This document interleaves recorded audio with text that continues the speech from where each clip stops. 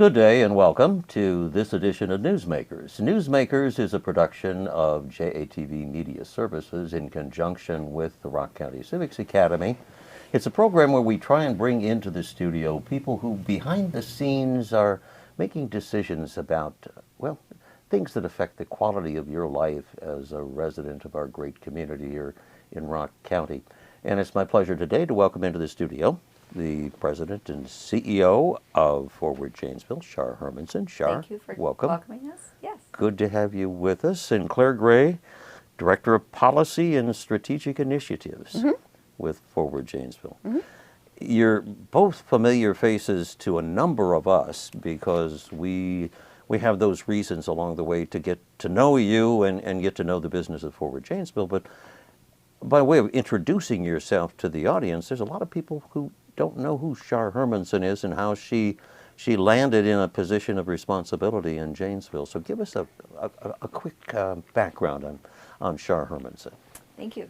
So I have a 27-year career in media and marketing, and that, as I worked at WCLO for 22 years of that, allowed me to meet people like yourself that would come in and be interviewed on a regular basis. Working also for the Gazette, it was just part of our culture to care about what was going on in the community. So I had moved to Madison for my work. I still lived near Evansville, but I had been working in Madison and had seen that the opportunity of President and CEO of Forward Janeville came up. And I would say, as all good stories go, the first time I applied, I was rejected because that's the way these things go, because it just wasn't the right time for the universe. But the second time, I made a more earnest application, and I was successful on my second run. So now here I am. And you've been with Forward Janeville how long? About a year and a half. About a year and a half. Boy, the time goes fast. Yeah, it does. And when you came to Forward Janeville, you were fortunate to inherit a pretty solid staff. And incredibly solid. Yeah, brilliant. One of those people along the way that has been an amazing contributor to the community in a lot of different roles is Claire Gray. Claire, tell us, kind of the nutshell of Claire Gray and how she landed in our great community. Yeah. Well, thank you for the opportunity. So I moved here to Janesville in 2010. My backstory is I'm originally from upstate New York. I'm from Pittsford, New York, which is a small town outside of Rochester, New York, which is part of Monroe County, so the Monroe County metro area. Rochester, New York was home to Kodak, Bausch & Lomb, Xerox, a lot of Fortune 500 companies. As my father always likes to remind me, Rochester is home to the first boom town due to the Erie Canal. So I'm from upstate New York. I went to my undergrad at Macalester College in St. Paul, Minnesota. So I've been in the Midwest now about half my life. So I spent 4 years at Macalester and then 5 additional years in the Twin Cities, so 9 years in the Twin Cities in total. After my undergraduate, I worked for 4 years for a nonprofit up in the Twin Cities called the Minnesota International Center, which is now Global Minnesota. I was doing fundraising, program management, and administration, and then I decided to transition into the for-profit environment, and I got my MBA in supply chain management at UW-Madison at the Granger School. So I started inching back east, still in the Midwest though. So 2 years in Madison, and then 2 years in Milwaukee, working for a regional grocery retailer before I was going to head back to the Twin Cities. And then I got pregnant. My husband works for Alliant Energy, and he was living in Janesville. So I relocated to Janesville in 2015, started having children. My first was born in 2015. The second was in 2016. As you mentioned, I've been involved in other community causes. So I joined the Moms Club of Rock County, was a member and then a board member, which led me into being a board member at the Children's Museum of Rock County, which is where kind of most people would know me from if you know me in the community. I volunteered for 5 years on that project, helped transition it from just a grassroots organization to now a professionalized organization with an executive director. I worked very closely with John Westfall on the board to get that project off the ground and launch the capital campaign. And I was also on the Downtown Janesville Business Improvement District board, and both of those is what led me to Forward Janeville. I started in Forward Janeville in 2022, just on a part-time basis, and then continued to add responsibilities. I went full-time last year, and not long after Shar arrived. So my background is a mix of for-profit, not-for-profit, and prior to, launching into the for-profit world, I was working on community development and economic development initiatives. So. Okay. So both extensive resumes, and both have worked very hard to become connected to the community, and that's so critically important. Well, I think it drives us, right? Like we wouldn't really do this work if we weren't driven to make the community better. Yeah. The interesting thing about Forward Janesville, for a number of people who are not familiar with the organization, it has its roots as an economic development organization, but it also is, I guess, a chamber of commerce, and with those two personalities, bringing those two things together is kind of a challenge in some respects, because which hat do you put on in the morning, Shar? Well, that's a great question, and you talked about our talented and diverse team. So if you look at Forward Janesville, you can really see the work of the Chamber of Commerce really sits with Megan and Eric. They do the majority of the work that you could identify as primary Chamber of Commerce work. I might do some forward-facing work, but let's just be clear. They've done the work behind it. They might just send me out to talk about it, right? And then you have the economic development engine, which can tie into the Forward Foundation, and that work sits primarily with Claire and myself.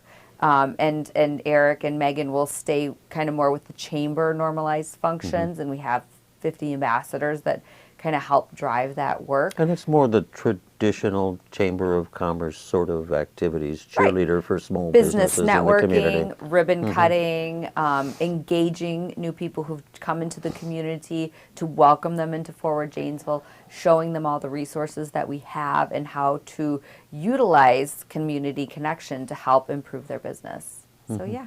So you've got those two doing the chamber side of the business. You've got a number of committees that are committees of the board of Forward Janesville. And then you got the Forward Foundation, which is another arm that the general public doesn't hear much about. Right. But it plays a very critical role in the initiatives that we sense, we feel in the community. Let's talk about the Forward Foundation. What's its role? And I know, Claire, you spend a lot of time in that environment working the public policy initiatives that many of them are coming out of the Forward Foundation, many of them coming out of one of your committees, the Government Relations Council or the Educational Council. Who is your boss and how does that work? So actually, the Forward Foundation is not involved in the Government Relations or the Education Council. So that still sits in our chamber.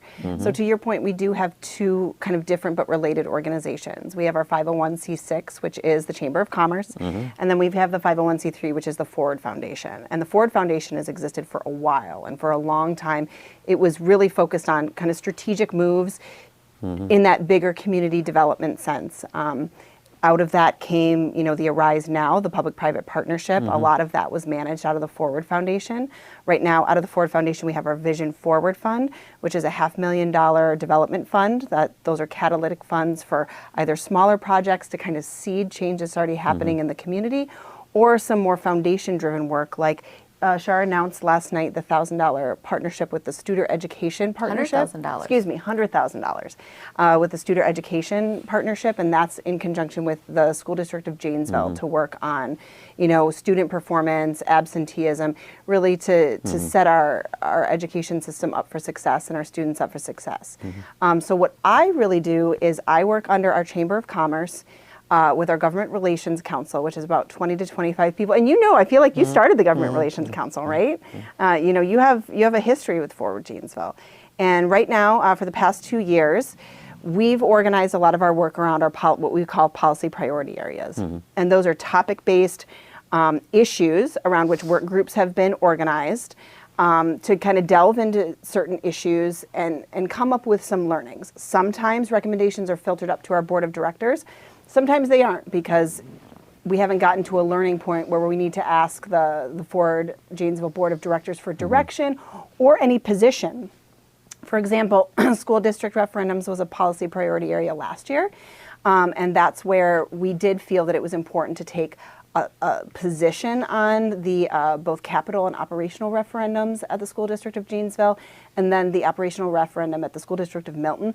So our Government Relations Council did recommend to Forward Janeville Board of Directors to take a position on those, in which we did. We launched Keep Kids Learning, and now Shar is going to be doing Keep Kids Learning 2.0 with our new workforce development director, Greg Phillips, former Blackhawk Technical College employee. So what I really do sits under the Chamber of Commerce. I mean, you asked a really great question at the beginning, how do they interact? And if the goal of the Chamber of Commerce is to continue, a vital business community, sometimes you have to look a little bit longer term and upstream, and that's really what kind of that government relations work does.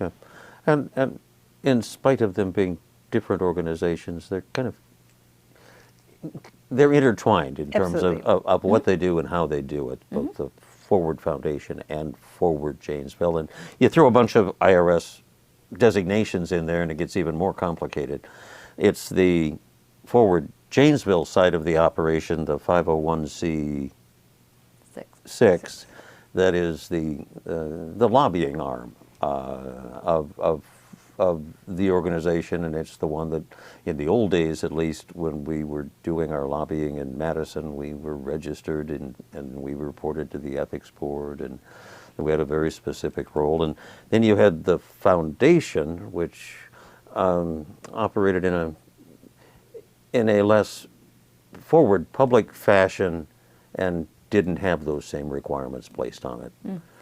And there's reasons for both of those, I'm sure. And since the I-90 project is complete, right, and we have new staff, we had a different board of directors, as you get that frequently, the focus became more on our community, our city, less on going to the Capitol, because there are a lot of people going to the Capitol to talk about statewide issues. I still go to the Capitol. But there aren't a lot of people focusing on what's going on in Janesville, right? You're not going to get people from Wausau to come down to Janesville and say, hey, is this important to your community? So we really spend the majority of our work focused on what's happening in Janesville and Rock County, And you have developed a great network of relationships that puts you in a position where you can have a certain amount of influence on the direction of where things happen within our community, and that's laudable, because it's not true necessarily in every community that you don't have an organization with the numbers of hats that Forward Janesville wears,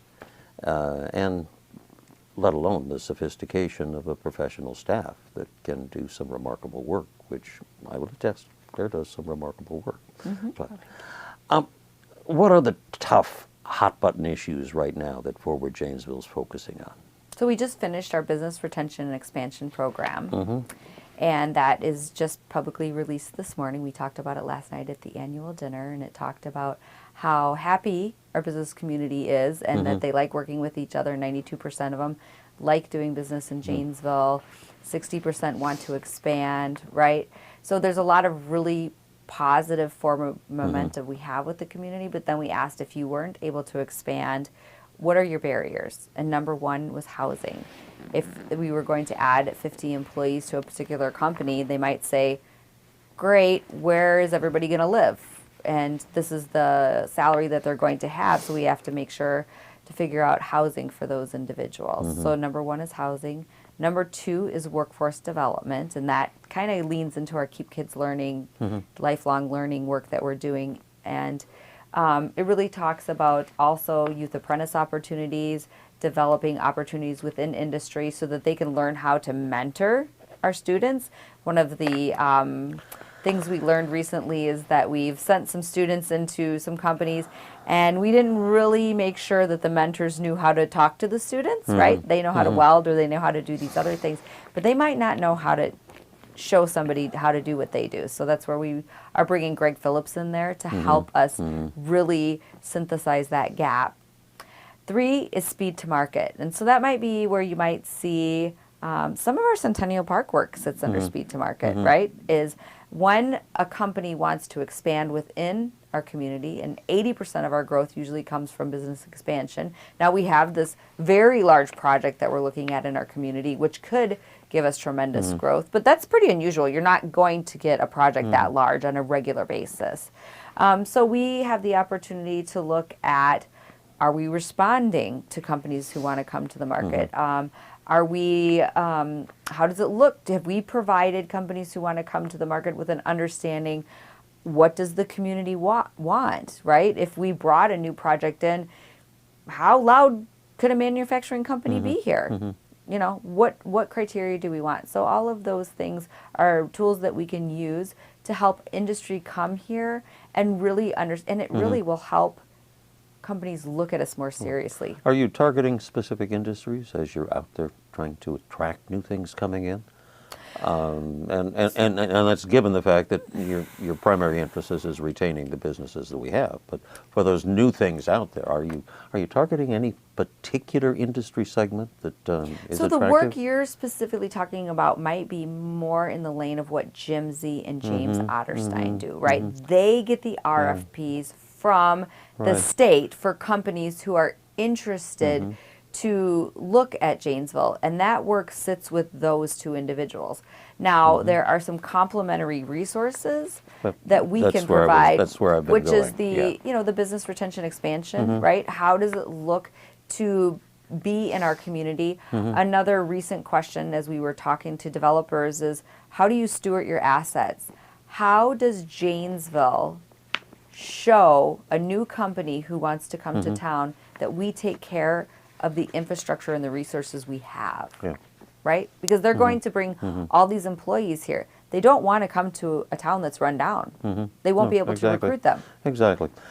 One of your priority areas is housing. What are you doing in the arena of housing? Claire? So with our government relations group, our focus is really making sure that market rate housing comes online. And that is partially due to the fact that the Forward Foundation with the Vision Forward Fund is working with Al Hulick on a downtown housing implementation study. So what Al did, and Al, former city administrator for Milton, he previously worked at Janesville. Now he teaches at BTC and he's a consultant on his own. He has that deep knowledge of government and how things kind of work on the planning and the policy side, and really how to catalyze opportunities in the community using those tools to create the right conditions for things to work. So he looked at 3 neighborhoods in downtown, Look West, 4th Ward, and you'll have to help me with the 3rd. Downtown, 4th Downtown Ward. 4th Ward, downtown core, Yep. 4th Ward, and Look West, and took an inventory of the existing units, how many more units could we add? What space would we add those in? What would the rents and the housing prices look like to make sure those were affordable with, the salaries that people have? And so he's been able to kind of create unit targets that previously in our study with UW Whitewater, the Fiscal and Economic Research Center that we outlined at the April City Leaders Breakfast, didn't give us that granular data. And so through his modeling, he's focusing on those 3 neighborhoods, but then he hopes to be able to expand to the rest of Janesville. While they're looking on really that geographic focus, our Government Relations Council with the housing work group that's chaired by Adam Schultz really felt that it was important to look at how do we bring market rate online? And that's market rate that, is anything from something that's affordable to somebody making, 80% of AMI and up. Because a lot of, if you're working below 80% AMI, there are a lot of programs that are already available, or there are developers who are able to develop housing that is more or less those rents would be subsidized for those people who are able to enter, like LIHTC and things like that. And because there is this gap of workforce housing and then affordable market rate, people who don't qualify for those programs, it's important to make sure we have affordable market rate, which goes into zoning and supporting what helps bring down housing costs on the market side, like smaller lot sizes, smaller setbacks, higher density housing. And one of the things we want to talk about too is that with our study, and it was just a brilliant point brought out by UW Whitewater, is that if we bring in more market rate housing that people want to buy, what it can allow is that a house that's currently overpriced by maybe $80,000 or $100,000, it can allow that house to come back down where it should be, because there won't be so much competition to buy that particular home, which makes existing stock more affordable and that someone could purchase and then do the remodeling that they might want to do when they come in. So while it doesn't sound like that would be a useful tool for people to buy affordable housing, It actually does, because there's so much competition for any unit that goes online right now that it drives the price way up. Okay. There are a number of groups across the region that are looking at housing from every conceivable angle. It's been a few years, but there was a housing summit that was instigated and called. Boy, but it goes James, back. that's the one James did? Is that the one you're referring to? No, this is even before that. This is the one that was done in the 2018 timeframe, 2017, 2018 timeframe, and that resulted, in part, that was the catalyst for the last major set of multifamily housing development units that we've had here in this community. Yep. And that was a classic example of getting a lot of different groups on the same page to call a summit, literally, and have a conversation, and it had results. What you have to do, though, is we've talked to developers, and they don't just want to come to your community blindly. Oh, no, absolutely. They need to have an We have environment to have that is going to be. research that shows them what the opportunity could be. So while we'd shown them our first report, they said, we need more information, right? Because time is money for them, and they're not just going to arrive in the community and kind of check us out, because there are a lot of communities that are trying to grab their attention. So we're trying to be very thoughtful about what we're putting together so that we have tools that when we convene builders, that we have Which makes total sense. Yeah. In the hopes that you can get a lot of the interest groups that all have the same goal in mind, developing the housing market, get them on the same page in terms of the policy initiatives that you put in place. My point was in the late 2019s, that era, we did have the last successful policy summit where we brought all of the players together. Yeah. And one of the outcomes, frankly, that's when we added, over the course of a very short period of time, about 700 units of new housing, which is fantastic. It is. Is that armed with the studies and the detail that you have been pulling together behind the scenes, is that the sort of backdrop that creates an environment that makes a policy summit, another housing summit, realistic, where you can get all of the players in the same room and have a conversation?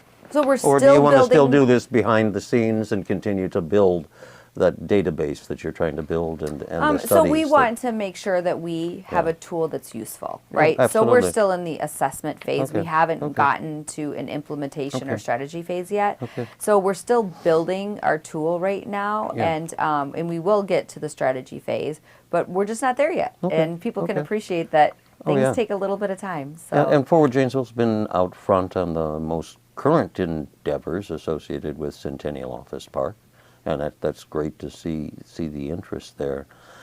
In that respect, what are you as an organization hoping will transpire, and how will you contribute to the solution to get something moving on that property in the course of the next year?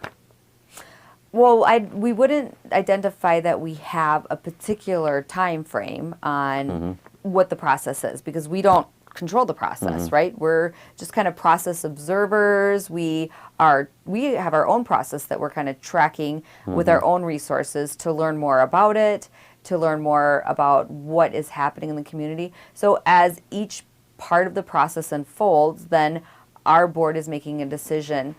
Are we comfortable still pursuing this process? Do we have enough information yet? And where our board is sitting right now is they're saying, yes, we wanted it to go to RFP. That made sense to us. Now we're looking at where we're at in the process, and Claire generated these key steps for community economic center development based on our interviews. Yep. And And we'll go through that process. Process is very important. A confusion point in the community is the fact that you are a private organization.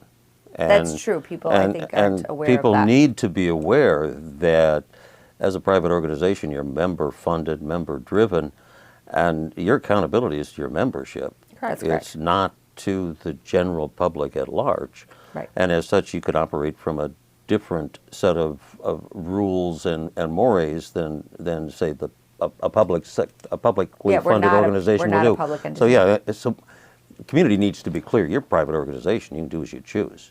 Yes. And any that's private that gives you- organization yeah, could yeah, do the it same gives you thing we're great doing. it gives you great latitude and great amount of freedom to do what you do. How do you make sure the public is aware that, one, you are private, and they don't put undue pressure on you to take on a role of being somewhat of a public organization?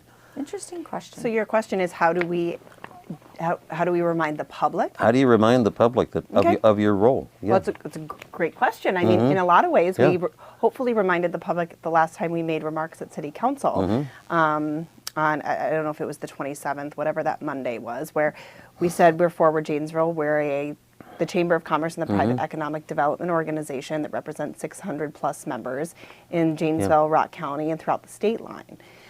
So, I mean, some of that is we continue to remind people when we introduce ourselves. Yeah. And as Shar had mentioned, as we were looking at Centennial Park, another policy priority area for the past couple of years, after we supported the RFP process, we also went through our own internal process that included information gathering, but also surveying our members. So from August 8th to September 2nd, to your point, because we're a member-driven organization and we're accountable to our members, we wanted to hear their thoughts. Well, and that's a good point of clarification, a good point for us to kind of bring this full circle, that the public needs to be aware that you're a private organization. And as such, you operate under a different set of rules. And you receive some criticism on occasion for doing things that, gee, we should have known that Forward Janesville was doing that, but you don't have to do that. That's not your obligation. You're a Chamber of Commerce and you're accountable to your members. You're not a part of the city of Janesville. You're not a part of the county of Rock. And in fact, if you go back in the history of Forward Janesville, the city was a financial partner at one point in the beginning, and very specifically, And they are not anymore. they became ex-partners just to make sure that that point of confusion didn't exist. And if for this interview is a good example of how you set yourself out as a different organization. You're not a public organization, so you set your own rules, and that's a clear distinction Our that's board. critical. Your board sets those rules. Your Correct. members Yeah, set our those board is rules. pretty Yeah. clear. Yeah. So I just Yeah. want people to understand we're not just doing what Yeah. we want to do as individuals, No, right? no, exactly. It is Yeah. directed by the board of directors. Yeah, and it's very informed by our members. Not only did we do that survey, but our yeah. Government Relations Council is made up of our membership. Well, you know? and having that long, rich relationship with Forward Janesville that I do, I can attest to that fact. And that's why on occasion I stand up there with the flag and say, time out, because they are a private organization. They don't have to be in the same accountability standards that the city of Janesville, if they were holding a meeting, would have. So for that, No, I appreciate. Yeah, 'cause I didn't questions understand. there. For that distinction, I appreciate where you're at. Yes. I'm getting a signal that says we've wrapped this already.